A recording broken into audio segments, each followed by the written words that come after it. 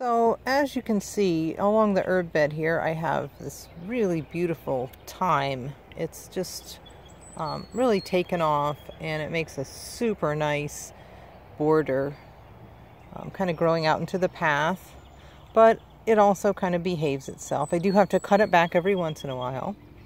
And then a few years ago, I had some garlic chives in here, and I noticed that they were really taking over, like in a way that I had not been warned about. You read a lot about mints and things like that will just absolutely take over, and you shouldn't have them in garden beds where they're going to crowd out less aggressive plants. But I'd never heard that garlic chives was really aggressive. So it seemed that I was having this experience on my own.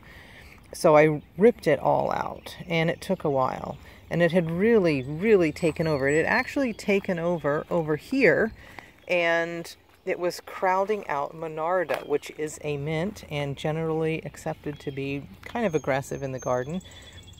There's a little survivor there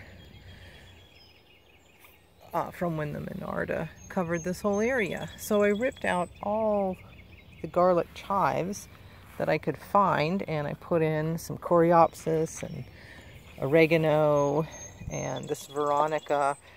And you can see here that even though every time I see it, I just rip it out as best I can, it keeps coming back, it keeps popping up. So I was under the impression that it might be allelopathic because it was driving everything else out. I kind of changed my mind on that. Now I think that it's the thyme that's allelopathic, because I've read that this is true. It doesn't seem to be affecting the catmint, some of the other things. There's a sage back there, perennial arugula.